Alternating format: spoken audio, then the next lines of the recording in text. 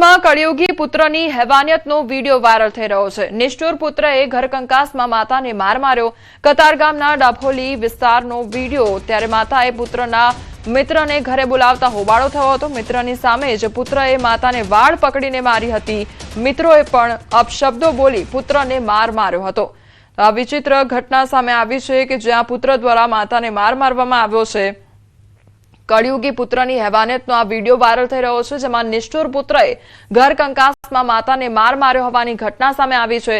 કતારગામના ડભોલી વિસ્તારનો આ વિડીયો કે જ્યાં માતાએ પુત્રના મિત્રોને ઘરે બોલાવતા હોબાળો થઈ ગયો હતો। મિત્રની સામે જ પુત્રએ માતાને વાળ પકડીને માર માર્યો હતો। મિત્રોએ પણ અપશબ્દો બોલી પુત્રને માર માર્યો હોવાની ઘટના સામે આવી છે। સુરતના સરથાણા વિસ્તારમાં જાહેરમાં મારામારીની ઘટના સામે આવી છે। બે જૂથ વચ્ચે રસ્તા પર મારામારી થઈ તો મહિલાઓ પણ લાકડીઓ અને ધોકા લઈને મારામારી કરતી નજરે પડી છે। ત્યારે મારામારીનો વિડીયો પણ વાયરલ થયો છે। તો બે પક્ષ વચ્ચે મારામારી થઈ હોવાની આ ઘટના સામે આવી છે। તે અંગેનો વિડીયો પણ વાયરલ થઈ રહ્યો છે। તો મહિલાઓ પણ લાકડીઓ અને ધોકા લઈને મારામારી કરતી હોય તે પ્રકારના દ્રશ્યો જોવા મળી રહ્યા છે। તો મારામારીનો વિડીયો હાલ વાયરલ થઈ રહ્યો છે।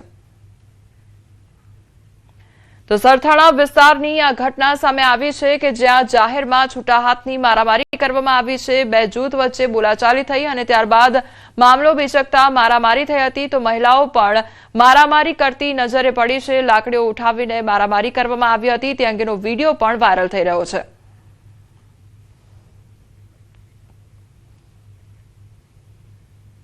જૂનાગઢ જિલ્લાના કેશોદ ખાતે વાહન ઓવરટેક કરવાની બાબતે બે પક્ષ વચ્ચે બોલાચાલી બાદ મારામારીની ઘટના સામે આવી છે।